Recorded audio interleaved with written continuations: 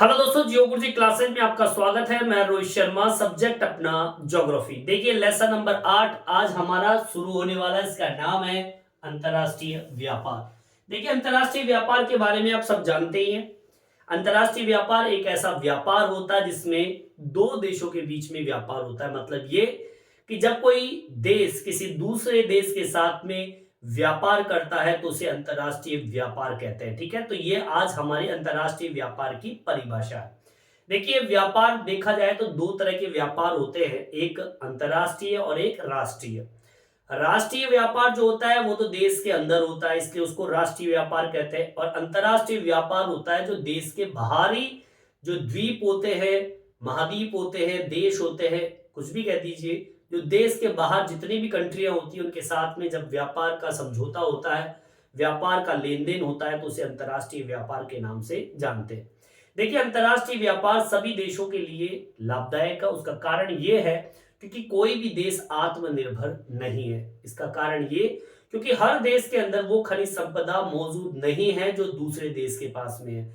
अगर मान लीजिए हमारे पास में कोयला है तो अमेरिका के पास में कोयला नहीं है। अगर अमेरिका के पास में अगर पेट्रोलियम संसाधन है तो हमारे पास नहीं है। या फिर हम कहें सऊदी अरब से आज हम पेट्रोल व्यापार मतलब आयात करते हैं, वहां से खरीदते हैं क्योंकि हमारे पास में पेट्रोल नहीं है।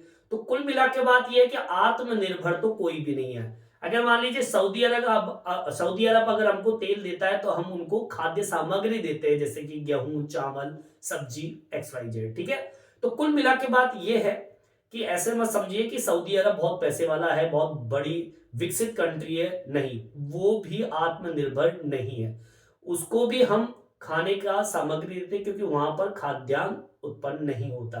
तो जब वो पेट्रोल हमको देते हैं तो हम खाद्य सामग्री वहां पहुंचाते हैं। तो एक तरीके से दोनों के बीच में एक व्यापार हो रहा है जिसे हम अंतरराष्ट्रीय व्यापार के नाम से जानते हैं। ठीक है, तो सबसे पहले हमें अंतरराष्ट्रीय व्यापार की परिभाषा मेंशन करनी है। एग्जाम में पूछ लिया जाए कि अंतरराष्ट्रीय व्यापार को परिभाषित कीजिए, तो आपको लिखना क्या है। देखिए, जब कोई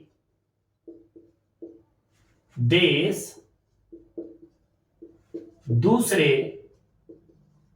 देश के साथ व्यापार करता है तो उसे अंतरराष्ट्रीय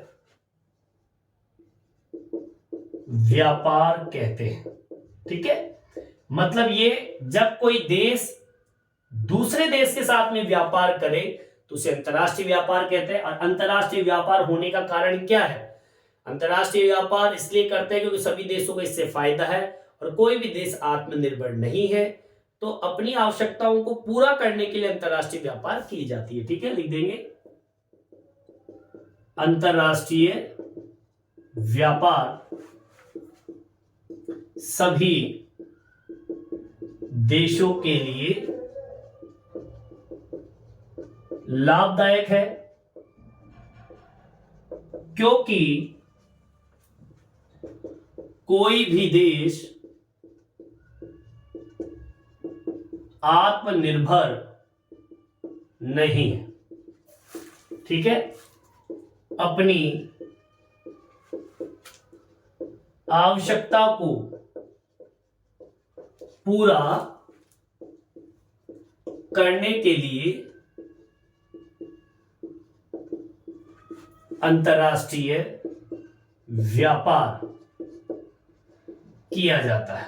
आगे बात समझ में, यह मुख्य कारण है अंतरराष्ट्रीय व्यापार का कि एक तो हर देश लाभ प्राप्त करना चाहते हैं। तो अंतरराष्ट्रीय व्यापार अगर कोई देश करता है दूसरे देश के साथ में तो एक तो लाभ उसे मिलेगा, दूसरा कोई भी देश आत्मनिर्भर नहीं है क्योंकि हर वस्तु हमारे पास है नहीं तो दूसरे देश से तो लेना ही पड़ेगा, तो अंतरराष्ट्रीय व्यापार हो गया। दूसरा, अपनी आवश्यकताओं को पूरा करने के लिए अंतरराष्ट्रीय व्यापार की जाती है। ठीक है, तो पहला तो ये हो गया कि अंतरराष्ट्रीय व्यापार क्या है, अंतरराष्ट्रीय व्यापार क्यों जरूरी है, मैंने आपको बता दिया। अब देखिए बात चल रही है भारत की। तो अंतरराष्ट्रीय व्यापार ने भारत के अंदर एक अहम भूमिका निभाई है। अंतरराष्ट्रीय व्यापार ने भारत के व्यापार की मात्रा में बढ़ोतरी की है। मतलब जैसे ही अंतरराष्ट्रीय व्यापार होता है भारत के साथ में, क्योंकि मैं आपको बताऊं कि अगर मैं पुराने समय में जाऊं 1950-51 के अंदर, तो हमारा अंतरराष्ट्रीय व्यापार जो था वो बहुत ही कम था, समथिंग कुछ 1000 करोड़ के करीब, ठीक है ना, 1214 करोड़ के करीब था। लेकिन जब 2016-17 में जब हम आए, तो हमारा जो अंतरराष्ट्रीय व्यापार का जो मूल्य था वो 44,29,762 रुपए हो गया। तो ये बदलाव है। अब इस बदलाव के साथ, ये बदलाव जो हुआ, उससे क्या बदलाव हुए कि अंतरराष्ट्रीय व्यापार ने भारत के व्यापार में क्या की है, बढ़ोतरी की है। पहला फायदा ये भारत को। दूसरा, व्यापार में परिवर्तन हुआ है, व्यापार की दिशा में भी बदलाव हुआ है। तो कुल मिला के ये है कि व्यापार में एक बहुत बड़ी क्रांति ला दी है किसने, अंतरराष्ट्रीय व्यापार ने। ठीक है, ये हमारी अगली लाइन होगी, क्या लिखेंगे, अंतरराष्ट्रीय व्यापार ने भारत में व्यापार को बढ़ा दिया है। पहला काम तो यही किया है कि अंतरराष्ट्रीय व्यापार ने व्यापार को बढ़ा दिया, ठीक है। दूसरा, ये व्यापार में परिवर्तन किया। अंतरराष्ट्रीय व्यापार ने व्यापार की जो दिशा है उसमें बदलाव लाया है, ठीक है, अंतरराष्ट्रीय व्यापार ने। इसके अलावा ये कहें, संपूर्ण बात यह है कि अंतरराष्ट्रीय व्यापार ने व्यापार में क्रांति ला दी है, ठीक है। अब जब व्यापार में जब क्रांति आ गई तो फायदा तो भारत को होना ही था। तो अंतरराष्ट्रीय व्यापार जो है एक तरीके से सभी देशों की आवश्यकताओं को पूरी करती है। साथ में जब इतना बड़ा व्यापार में क्रांति ला दी है तो हमारी अर्थव्यवस्था में तो योगदान कहीं ना कहीं दे रहा है। तो मतलब देश की अर्थव्यवस्था में बड़े स्तर पर योगदान देता अंतरराष्ट्रीय व्यापार, ठीक है। इसको मेंशन कर देंगे, क्या लिखेंगे, अंतरराष्ट्रीय व्यापार ने भारत की आवश्यकता को पूर्ण किया है। वह भारत की अर्थव्यवस्था में योगदान दिया है। समझ आई बात। यह अंतरराष्ट्रीय व्यापार से फायदा है कि भारत की आवश्यकताओं को पूरा किया और अर्थव्यवस्था के अंदर बड़ा योगदान अंतरराष्ट्रीय व्यापार ने दिया है। मतलब कुल मिला के बात यह है कि अंतरराष्ट्रीय व्यापार किसी भी देश के लिए एक फायदेमंद सौदा है। अंतरराष्ट्रीय व्यापार अगर आप किसी दूसरे देश के साथ में करते हैं तो आपको लाभ मिलेगा और जो स्थिति अर्थव्यवस्था की है वो मजबूत होगी, ठीक है। चलिए, यहां तक आपके समझ में आ गया होगा। अब मैं थोड़ा अंतरराष्ट्रीय व्यापार में जो बदलाव आया है समय के अनुसार, कि पहले कितना व्यापार था और आज कितना व्यापार है, और यह अंतरराष्ट्रीय व्यापार भारत में इतनी तीव्र गति से क्यों बढ़ा है उसकी भी हम बात करेंगे। अंतरराष्ट्रीय व्यापार ने हमारे जो समाज है उसमें क्या बदलाव लाया है उसकी भी हम बात करेंगे। यहां तक समझ में आ गया होगा, यहां तक आप उतार लीजिए। देखिए, आगे की ओर बढ़ते हैं। मैं आपको बता दूं कि भारत का जो अंतरराष्ट्रीय व्यापार है उसमें बदलाव आया है। अगर समय के अकॉर्डिंग देखें तो पुराने समय में जाएं तो 1950-51 के अंदर भारत का जो अंतरराष्ट्रीय व्यापार मूल्य था वो 1214 करोड़ रुपए था। फिर वर्ष 2016-17 आया जिसमें अंतरराष्ट्रीय व्यापार बड़े स्तर पर बढ़ा है। जैसे कि अभी मोदी गवर्नमेंट आई है, इस मोदी गवर्नमेंट के आने के बाद में अंतरराष्ट्रीय व्यापार में बड़ा एक हलचल हुई है। अंतरराष्ट्रीय व्यापार का जो ग्राफ था बहुत ही ऊपर चला गया। 1950-51 के अंदर अंतरराष्ट्रीय व्यापार 1214 करोड़ रुपए था। आज 2016-17 के अंदर बढ़कर 44,29,762 रुपए हो गया। अब इस आंकड़े से आप लगा सकते हैं कि हमने अंतरराष्ट्रीय व्यापार में कितना बड़ा छलांग हमने लगाई है। अब देखिए, भारत के अंदर इतना बड़ा अंतरराष्ट्रीय व्यापार स्थापित हुआ, उसका कारण क्या है। देखिए, भारत में अंतरराष्ट्रीय व्यापार में वृद्धि होने का भी प्रमुख कारण यह है कि एक तो विनिर्माण जो क्षेत्र है उसमें तीव्रता आई है। मतलब हमने मैन्युफैक्चरिंग के अंदर बड़े स्तर पर काम किया है, मतलब हम बहुत ज्यादा उत्पादन कर रहे हैं। दूसरा, सरकार की उदार नीति भी इसमें शामिल है। जैसे ही 2014 के बाद का समय आता है तो सरकार जो थी उसने थोड़ा व्यापार के अंदर उदारता बरतना शुरू कर दिया, ठीक है। इसके अलावा बाजार की जो विविधता है, मतलब एक जैसा बाजार नहीं है भारत के अंदर, अलग अलग बाजार है, उस विविधता के कारण भी अंतरराष्ट्रीय व्यापार में बढ़ोतरी हुई है। ठीक है, तो इसको मेंशन करेंगे। लिखना क्या है, देखिए, भारत में अंतरराष्ट्रीय व्यापार 1950-51 के दशक में, ठीक है, भारत में अंतरराष्ट्रीय व्यापार 1950 और 51 में अगर देखें, भारत का अंतरराष्ट्रीय मूल्य मतलब कितना पैसा लगा हुआ था, वो है 1214 करोड़। ठीक है, फिर 2016 और 17 आता है में अंतरराष्ट्रीय व्यापार मूल्य 44 लाख। सोचिए कितना बड़ा व्यापार स्थापित हो गया, 44,29,762। ठीक है, मतलब 44,29,762, मतलब इतना बड़ा साम्राज्य, इतना बड़ा अंतरराष्ट्रीय व्यापार जो था वो स्थापित हो गया। समझ में आई बात?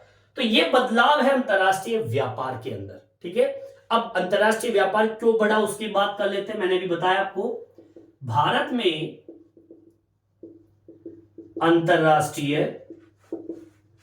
व्यापार के बढ़ने का प्रमुख कारण, देखिए, अंतरराष्ट्रीय व्यापार का बढ़ने का प्रमुख कारण यह है, पहला कारण तो आपके विनिर्माण का जो क्षेत्र था उसमें वृद्धि हुई। ठीक है, लिखिए, विनिर्माण क्षेत्र में वृद्धि। विनिर्माण का मतलब समझते हो? विनिर्माण का तात्पर्य होता है कि कच्चा माल जो आता है उसे मशीनों के माध्यम से, द्वितीय क्रिया जिसे हम कहते हैं, कल कारखाने, वहां पर तैयार होता है। तो विनिर्माण क्षेत्र में क्या होगी? वृद्धि, कल कारखाने अधिक से अधिक खुल गए। ठीक है, दूसरा ये सरकार जो है, सरकार की उदारता या उदार नीति, ठीक है, जो भी हो सकती है, जैसे इनकम टैक्स में छूट देना, या फिर सीमा बाहर से कोई भी मशीन जब आ रही है तो उसके ऊपर जो कर लगता है उसके अंदर छूट देना, ऐसी कई व्यवस्था। ठीक है, इसके अलावा बाजार की विविधता, मतलब बाजार में जो भी व्यापार है उसमें विविधता बड़े स्तर पर थी, इसलिए अंतरराष्ट्रीय व्यापार का जन्म भारत में तीव्र गति से हुआ। अंतरराष्ट्रीय व्यापार ने आर्थिक, सामाजिक और राजनीतिक क्षेत्र में एक विशेष महत्व भी दिया है, या कहें कि इन क्षेत्रों को बड़े स्तर पर ऊपर तक लेके गया अंतरराष्ट्रीय व्यापार। ठीक है, लिखेंगे, अंतरराष्ट्रीय व्यापार ने एक तो आपकी अर्थव्यवस्था के अंदर, सामाजिक जीवन के अंदर और राजनीतिक क्षेत्र में बदलाव लाया है। बदलाव का मतलब यह कि क्रांति ला दी है, मतलब विकास ला दिया एक तरीके से, क्योंकि जब अंतरराष्ट्रीय व्यापार होगा तो अर्थव्यवस्था मजबूत होगी, अंतरराष्ट्रीय व्यापार होगा तो हमारे सामाजिक जीवन का जो स्तर है, जो निम्न है, ऊपर चढ़ेगा। अंतरराष्ट्रीय व्यापार होगा तो राजनीतिक, दूसरे देशों के साथ में एक राजनीतिक समझौता वो बहुत अच्छे स्तर पर होगा, बड़े स्तर पर होगा। जैसे कि रूस के साथ भारत का संपर्क बहुत अच्छा है, अमेरिका के साथ भारत का संपर्क बहुत अच्छा है, सऊदी अरब के साथ भारत का संपर्क बहुत अच्छा है। अब ये क्यों हुआ? इसका कारण है प्रमुख अंतरराष्ट्रीय व्यापार। हम किसी देश के साथ में अंतरराष्ट्रीय व्यापार बड़े स्तर पर करते हैं तो उसकी सामाजिक, आर्थिक व राजनीतिक स्थिति जो है हम पे भी लागू होती है, उस पे भी लागू होती है, और दोनों देशों की आर्थिक, सामाजिक, राजनीतिक स्थिति मजबूत होती है। ठीक है, यहां तक समझ में आ गया होगा, यहां तक आप उतार लीजिए। अब मैं बात करता हूं भारत के अंदर निर्यात और आयात का जो बदलता प्रारूप है, कि भारत के अंदर निर्यात का मतलब क्या होता है कि जब हम कोई माल बेचते हैं, और आयात का मतलब क्या होता है जब हम माल कोई खरीदते हैं। तो भारत के अंदर निर्यात संगठन में क्या बदलाव आया है, भारत के आयात संगठन में क्या बदलाव आया है, दोनों की हम बात करेंगे। समझ में आ गई बात? यहां तक समझ में आ गया होगा, यहां तक आप उतार लीजिए और टॉपिक डाल लीजिए। भारत के निर्यात संगठन में बदलते प्रारूप। देखिए आगे की ओर बढ़ते हैं। टॉपिक 2 है हमारे पास में। जब आप बुक देखते हो तो हमारे पास 2 बिंदु आते हैं, भारत में निर्यात संगठन के बदलते प्रारूप और भारत में आयात संगठन के बदलते प्रारूप। दोनों को समझिए। देखिए यहां पर निर्यात का मतलब होता है बेचना, ठीक है, और यहां पे आयात का मतलब होता है खरीदना, ठीक है। अब देखिए अगर हम समय को देखें तो हमारे खरीदने और बेचने की जो स्थिति है उसमें बड़े स्तर पर बदलाव आया है। भारत के अंतरराष्ट्रीय व्यापार में वस्तुओं के संगठन के समय कई तरह के बदलाव आते हैं, या फिर हम कहें कि समय के अनुसार जितना हम निर्यात करते हैं, ये तो है नहीं कि हम अगर मान लीजिए 2000 के समय 2001 के समय जितना माल हम बाहर भेज रहे थे 2015 में क्या भेज रहे हैं या बेच रहे हैं? नहीं। अगर मान लीजिए अगर हम 2001 के अंदर माल की स्थिति मान लीजिए बेचने की 10% है, तो आज क्या पता 20% हो।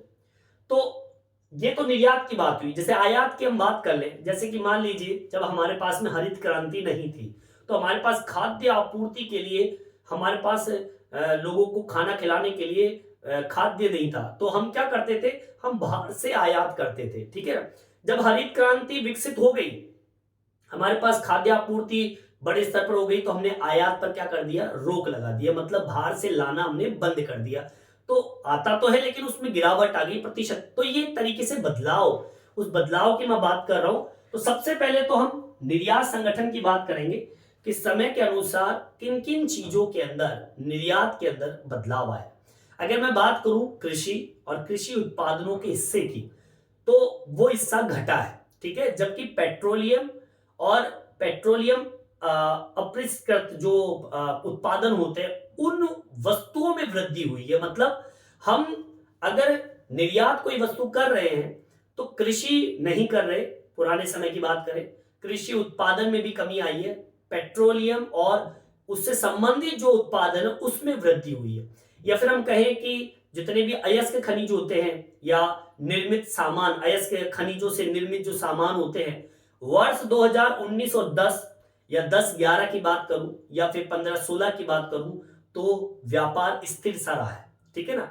लेकिन फिर समय बदलता है, परंपरागत जितनी भी वस्तुएं होती है उनमें व्यापार में गिरावट आती है, अंतरराष्ट्रीय व्यापार से प्रतिस्पर्धा का सामना करना पड़ता है। जैसे कि आपने देखा होगा कृषि उत्पादित संबंधित जैसे कॉफी है, काजू है, दाल है, उसमें गिरावट आई है। निर्यात की बात कर रहा हूं मैं। जैसे कि आप फलों की बात कर लीजिए, उनके अंदर निर्यात में तीव्रता आई है। चीनी हमने बहुत बेची है, ठीक है ना। तो ये हर वस्तु एक समान नहीं है। कुछ वस्तुओं के निर्यात के अंदर कमी आई है तो कुछ वस्तुओं के निर्यात में वृद्धि आई है। कुछ को हमने बहुत ज्यादा बेचा है और कुछ को हमने कम बेचा है। तो ये अंतरराष्ट्रीय व्यापार पर डिपेंड करता है, ठीक है। तो यहां पर हमने निर्यात संगठन के अंतर्गत क्या लिखना है? सबसे पहली लाइन हमें ये लिखनी है कि एक तो हमने निर्यात के अंदर कृषि व कृषि उत्पादनों के व्यापार में क्या आई है? कमी, ठीक है। कमी महसूस की हमने, हमने कम माल बेचा है। या फिर कहें जबकि अगर मैं निर्यात की बात करूं तो पेट्रोलियम व पेट्रोलियम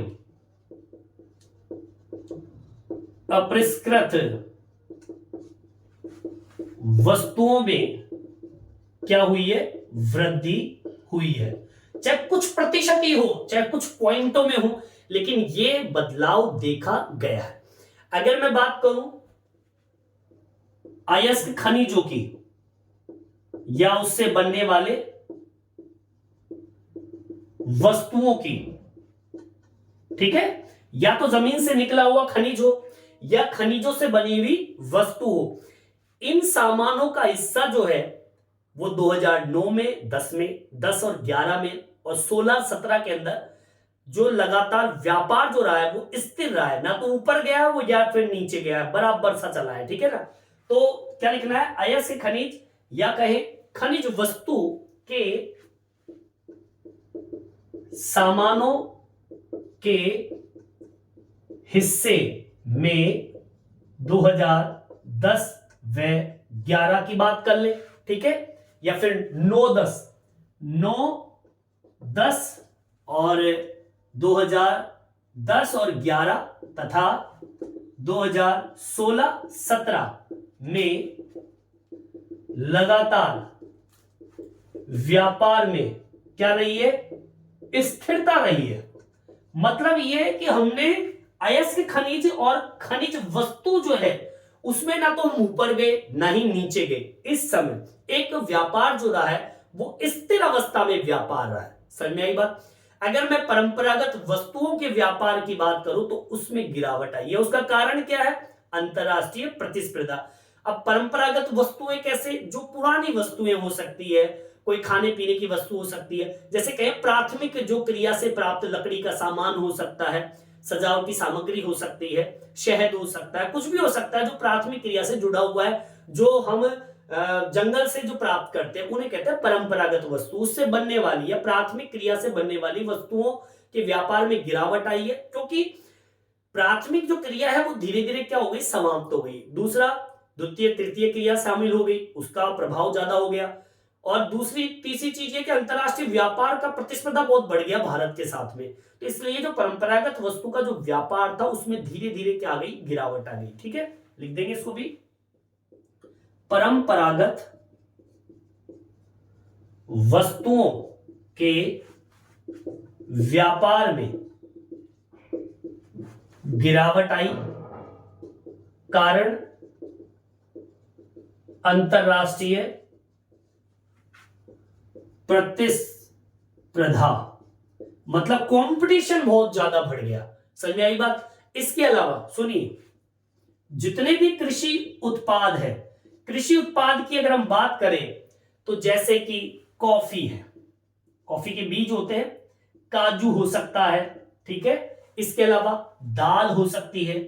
दालों में क्या आई है, गिरावट आई व्यापार के अंतर्गत। मतलब हमने बाहर की साइड जो निर्यात किया है, काजू कॉफी दाल में गिरावट आई।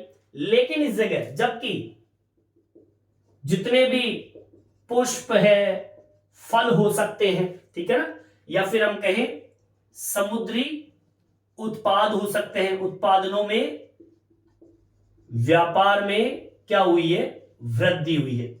मतलब ये कि हमारे व्यापार के अंतर्गत कॉफी काजू दाल में तो गिरावट आई, लेकिन जितने भी कृषि उत्पादन थे, जैसे कि आप कह सकते हो कृषि उत्पादन में जैसे कि पुष्प हो सकता है, फल हो सकता है, समुद्री उत्पादन हो सकता है, जो समुद्र से फल, जो समुद्रों से जो वस्तु प्राप्त होती है वो हो सकती है, चीनी हो सकती है, चीनी के अंदर भी बढ़ोतरी हुई है व्यापार के अंतर्गत। ठीक है, यहां तक समझ में आ गया होगा किस तरीके से। भाई कहने का मतलब यह है कि एक जैसा समय नहीं है। कोई वस्तु पहले उसके व्यापार में बढ़ोतरी थी तो आज उसके व्यापार में कमी है, पहले कई व्यापारों में कमी थी तो आज उसके व्यापार में बढ़ोतरी है। तो मतलब एक जैसा निर्यात की जो स्थिति है वो एक जैसी नहीं हुई है। उसका कारण क्या है, तो प्रतिस्पर्धा का सामना भी करना पड़ता है। वर्ष 2016-17 के अंदर विनिर्माण क्षेत्र ने भारत के कुल निर्यात मूल्य में अकेले 73.6% की भागीदारी रखी है। और हमने जो सबसे ज्यादा अंतरराष्ट्रीय व्यापार में निर्यात का जो आमना सामना प्रतिस्पर्धा की है वो चीन के साथ में ज्यादा है, और पूर्वी एशिया देशों के साथ में हमारी प्रतिस्पर्धा बहुत ज्यादा रही है। समझ में आई बात। चलिए इसको मेंशन कराऊंगा, यहां तक आप उतार लीजिए। देखिए आगे की ओर बढ़ते हैं, और ये आंकड़ा है वर्ष 2016 और 17 का। ठीक है, 16-17 के अंतर्गत अगर विनिर्माण क्षेत्र के अंतर्गत भारत के कुल निर्यात मूल्य की अगर हम बात करें तो 73.6% की भागीदारी है भारत की। ठीक है, तो 2016-17 में विनिर्माण उत्पादित वस्तुओं का निर्यात का प्रतिशत, ठीक है ना, कितना रहा है, 73.6% भागीदारी रही है। और हमने सबसे ज्यादा निर्यात के क्षेत्र में प्रतिस्पर्धा चीन के साथ में ज्यादा की है। ठीक है, इसके अलावा आपका पूर्वी जो एशियाई देश है के साथ ज्यादा रही है। मतलब ये कि हमारे अंतरराष्ट्रीय व्यापार की बात करें तो अंतरराष्ट्रीय व्यापार के अंतर्गत विनिर्माण में अगर हम बात करें तो हमने जो वस्तुएं बाहर की ओर बेची है उसके अंदर निर्यात का जो प्रतिशत है वो 73.6% रही है, जो कि बहुत ही बड़ी भागीदारी है। और हमने जो सबसे ज्यादा कंपटीशन किया है निर्यात के अंदर, एक तो हमने किया है चीन के साथ में, और एक जितने भी पूर्वी एशियाई देश है उनके साथ में हमने बहुत ज्यादा कंपटीशन किया है, क्योंकि वो भी तो माल बेचते थे और हम भी माल बेचते हैं। तो इनके साथ इतनी कंपटीशन के बाद में भी हमने 73.6% की भागीदारी निर्यात में रही है। और ये हमारे लिए बहुत ही गर्व की बात है। 2016 और 17 मोदी गवर्नमेंट के टाइम पे हमने अंतरराष्ट्रीय व्यापार में बड़ा उछाल ला दिया है। ठीक है, चलिए यहां तक समझ आ गई होगी। अब हम बात करते हैं दूसरे नंबर का पॉइंट है भारत में आयात संगठन के बदलते प्रारूप। अब बात करेंगे खरीदने की, ये तो बात कर रहे थे बेचने की, अब बात करेंगे खरीदने की। तो सेकंड नंबर का पॉइंट डाल लीजिए, आयात संगठन के बदलते प्रारूप। देखिए आगे की ओर बढ़ते हैं, मैंने सेकंड पॉइंट डाल दिया है भारत के आयात संगठन के बदलते प्रारूप, कि हमने क्या चीज ज्यादा खरीदी है। देखिए अगर मैं बात करूं पुराने समय में, तो आपको पता होना चाहिए जब हमारा देश आजाद हुआ था 1947 के बाद में, हमने सबसे ज्यादा खाद्यान्न की गंभीर कमी को महसूस किया। ये बात है 1950 और 60 की, जब हमारे पास में जब खाने की वस्तुएं नहीं तो हमने सबसे ज्यादा अगर कोई माल खरीदा है बाहरी देशों से तो खाद्यान्न वस्तु खरीदी है। खाद्यान्न वस्तु है, पूंजीगत माल हो सकता है, मशीनरी हो सकती है, और तैयार करने के लिए माल को, ऐसी वस्तुओं को हमने ज्यादा से ज्यादा बाहर से मंगवाया। फिर देखिए जब कमी महसूस की तो हमें सोचा कि यार ये तो बहुत बड़ी दिक्कत वाली बात हो गई। तो फिर सरकार थी इंदिरा गांधी, ठीक है, इंदिरा गांधी की सरकार थी 1970 के दशक में, जब इंदिरा गांधी के समय हरित क्रांति की जो सफलता मिली हमें, उस हरित क्रांति ने तो ये मान लो कमाल कर दिया, खाद्यान्न आयात पर रोक सी लग गई, क्योंकि हमने इतना खाद्यान्न उत्पादित कर दिया कि हम सोच भी नहीं सकते, हमने तो उल्टा बाहर निर्यात करना और प्रारंभ कर दिया। हरित क्रांति आप सब जानते हैं, हरित क्रांति का मतलब होता है जैसे कि रसायन का उपयोग करना, जैसे कि आप यूरिया उपयोग करना, कृषि यंत्र हो सकते हैं, ट्रैक्टर हो सकते हैं, उपकरण हो सकते हैं, कुछ भी हो सकता है, वो हरित क्रांति के अंतर्गत आया। तो कुल मिला के बात यह है कि आयात की अगर हम बात करें और बात करें 1950 और 51 की, तो 1950-51 में खाद्य 1950 और 60 की बात करें, ठीक है, इसमें खाद्य आपूर्ति कमी के कारण बाहर से मंगवाया, फिर हरित क्रांति आने के बाद में उस पर रोक लगा दी। अब इसको मेंशन कैसे करना है देखिए, 1950 व 60 के दशक में भारत में खाद्य की कमी को अनुभव किया, ठीक है, कमी को अनुभव करने के कारण हमने बाहर से, ठीक है, इसलिए हमने खाद्यान्न वस्तुएं, पूंजीगत माल हो सकता है, मशीनरी का आयात सर्वाधिक किया, ठीक है। मतलब हमने खाद्यान्न से संबंधित वस्तुएं बहुत खरीदी, पूंजीगत माल बहुत खरीदा, और मशीन वस्तु जो बनाने की जो मशीन है उनको ज्यादा खरीदना प्रारंभ कर दिए। फिर आती है भैया 1970 का दशक। 1970 का दशक जैसे ही आता है तो हरित क्रांति ने खाद्य की कमी को दूर किया और खाद्यान्न के आयात पर रोक लगा दी। समझ में आई बात? चलो ये तो हुआ आपके खाद्य से संबंधित। एक छोटा सा उदाहरण मैंने आपको दिया कि भैया भारत के आयात की अगर हम बात करें, बाहर से कोई वस्तु हम खरीद रहे थे तो 1950 और 60 के समय जब हमारा देश आजाद हो चुका था और फिर हमने बंटवारे का एक अनुभव किया, बंटवारे में हमको पता चला कि एक बहुत बड़ी आपदा जिसे हम कह सकते हैं खाद्य की हमारे सामने आ गई, और इस खाद्यान्न की कमी को पूरा करने के लिए हमने बाहर से खाद्य वस्तुएं मंगवाना शुरू कर दिया, आयात करना शुरू कर दिया, उसके साथ में पूंजीगत माल और मशीन भी मंगवाना शुरू कर दी। फिर 1970 के दशक में हरित क्रांति में एक बदलाव, एक सफलता मिली हमें, सफलता मिलते ही खाद्य की कमी दूर हो गई और हमने खाद्य के आयात पर मतलब खरीद पर क्या कर दी और रोक लगा दी। ठीक है, फिर आता है 1973 का समय। 1973 में आई ऊर्जा संकट। ठीक है, ऊर्जा संकट, ऊर्जा संकट की बात करें जैसे कि पेट्रोलियम के मूल्य में उछाल सा आ गया। अब जैसे ही पेट्रोलियम के मूल्य में उछाल आया तो जहां पर हमने खाद्यान्न के आयात पर रोक लगा दी तो हमने खाद्यान्न के स्थान पर पेट्रोलियम जो संसाधन थे उसका आयात करना शुरू कर दिया। खाद्यान्न तो यहां रुका तो हमारे सामने दूसरी समस्या आ गई ऊर्जा संकट की। तो खाद्यान्न के स्थान पर पेट्रोलियम आ गया। अब हम पेट्रोल ज्यादा मंगवाने लग गए। इसको मेंशन कर दीजिए, क्या लिखेंगे? 1973 में ऊर्जा संकट के कारण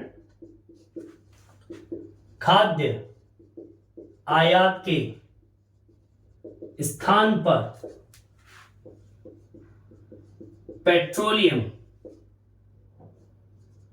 पेट्रोलियम के आयात का बजट बढ़ा दिया, क्योंकि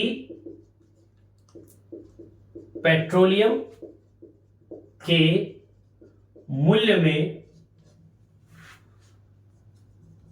वृद्धि हो गई थी। मतलब ये कि जब हमारे पास पेट्रोलियम कम पड़ने लगा, उसकी वृद्धि हो गई, तो 1973 क्यों? क्योंकि हमारे पास ना ऊर्जा संकट का सामना हमने करना पड़ा। ऊर्जा संकट जैसे होता है तो खाद्य आयात के स्थान पर हमने क्या आयात शुरू कर दिया? पेट्रोलियम आयात करना शुरू कर दिया। उसके आयात के बजट को बढ़ा दिया, क्योंकि पेट्रोलियम के मूल्य में बहुत तेजी से क्या आ गया? उछाल आ गया। इसके अलावा हमने आयात और भी कई ऐसी वस्तुएं थी जैसे कि मशीनें हैं, उनका हमने आयात बड़े स्तर पर किया। उपस्कर कई यंत्रों का हमने किया आयात। स्टील हो सकता है, इसका भी हमने आयात किया। इसके अलावा खाद्य तेल हो सकता है, तेल का भी हमने आयात किया बाहर से। इसके अलावा रसायन हो सकता है।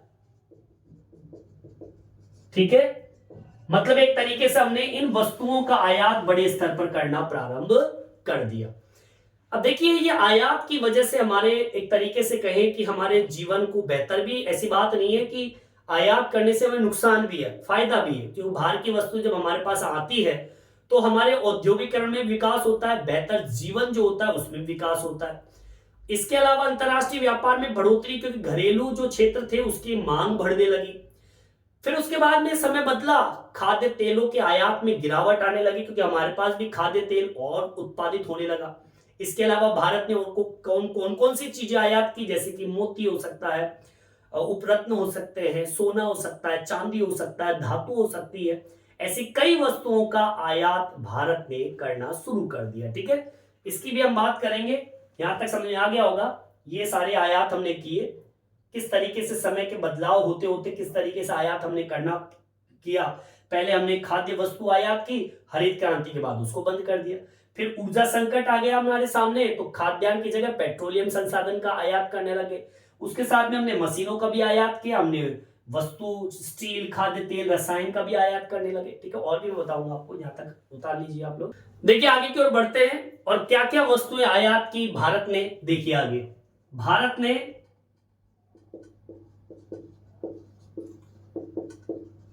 औद्योगिकरण को महसूस किया भारत ने, क्योंकि हमने उद्योगों में विकास किया है, बेहतर जीवन में विकास किया। समझ में आई बात? इसके अलावा भारत ने जो आयात किया वो एक तरीके से हम कहें सोना चांदी की तो बात करेंगे, इसमें गिरावट भी आई खाद्य तेल की। खाद्य तेल में समय के साथ गिरावट आई। फिर उसके बाद में भारत ने बड़े स्तर पर चांदी, सोना, ठीक है, चांदी है, सोना है, कोई भी धातु हो सकती है, आगे बात समझ में। इसके अलावा कोई भी अयस्क हो सकता है, इसको भी खरीदना प्रारंभ कर दिया। इसके अलावा धातु, सीजनल जो स्क्रब होता है उसको, इसके अलावा अलोह धातु भी भारत ने खरीदना शुरू कर दिया, जैसे कि और भी इलेक्ट्रॉनिक वस्तुएं, जैसे कि चाइना से बड़ा मार्केट हमारा, इलेक्ट्रॉनिक वस्तुएं भी हमने खरीदना प्रारंभ कर दिया। तो कुल मिला के बात यह है कि भाई मैं आपको इतनी सी बात समझाना चाहता हूं कि भारत ने अंतरराष्ट्रीय व्यापार के अंदर ये जो दो बिंदु है, एक भारत ने निर्यात क्या क्या चीजें की, समय के अकॉर्डिंग बदलाव है, कभी ज्यादा तो कभी कम है। फिर आयात की बात करें तो आयात तो आपके समझ में आ गया होगा कि किस प्रकार से हमने समय के अकॉर्डिंग, परिस्थिति के अकॉर्डिंग पहले हमने खाद्य वस्तु खरीदना प्रारंभ किया, क्योंकि हमारे पास खाने की वस्तु नहीं थी। 1970 आती है, हरित क्रांति की सफलता मिलती है तो खाद्य पे रोक लगा देते हैं। ऊर्जा संकट आता है 1973 के बाद में, तो हमने पेट्रोलियम संसाधन खरीदना शुरू कर देते हैं। समझ आई बात। फिर हमें मशीन भी खरीदना है, स्टील भी खरीदना है, खाद्य तेल, इनके अंदर खरीदारी मतलब आयात में बढ़ोतरी होती गई। उसके साथ में भारत ने आयात किए, मोती भी किए, इसमें मोती भी जोड़ लीजिए, किताब में मोती भी है, सोना, चांदी, धातु, अयस्क, ठीक है ना, अलोह धातु हो सकती है, इलेक्ट्रॉनिक हो सकता है, ये प्रमुख थे आयात के अंदर। हमने बहुत चीजें खरीदी भी है, बेची भी, ऐसी बात नहीं। हर तरीके से खरीदना बेचना, यही तो अंतरराष्ट्रीय व्यापार कहलाता है। हम अगर बेचेंगे तो खरीदेंगे भी, और जब हम खरीदेंगे किसी देश से तो उससे कुछ खरीदना भी पड़ेगा हमें, ठीक है ना। तो दोनों चीजें एक समान चलती है। जैसे कि मैंने उदाहरण दिया था सऊदी अरब का, कि सऊदी अरब जब हमको तेल देता है तो हम उसे खाने की वस्तु देते हैं, तो हमसे बड़ा नहीं है सऊदी अरब। तुम ये सोचो कि सऊदी अरब बहुत पैसे वाला देश है, कुछ नहीं है पैसे वाला देश, वो हमसे भी नीचे है। बस हमें ये है कि हमें, हमारे लिए इतना बड़ा इसलिए क्योंकि वो हमें पेट्रोलियम संसाधन देता है, लेकिन कमी तो उस देश में भी है क्योंकि उसके बाद खाने की वस्तु नहीं है, तो गरीब तो वो भी है। तो इस तरीके से कोई गरीब छोटा बड़ा देश नहीं है, जितनी आवश्यकता हमको उसकी है उतनी आवश्यकता उन देशों को हमारी है। तो इसे तो कहते हैं अंतरराष्ट्रीय व्यापार। ठीक है, समझ में आ गया होगा। इस वीडियो में इतना ही। ये वीडियो आपको कैसा लगा कमेंट्स करके जरूर बताएं, और मेरे चैनल को सब्सक्राइब जरूर से जरूर करें, जिससे नए नए वीडियो आप तक पहुंचा सकूं। धन्यवाद।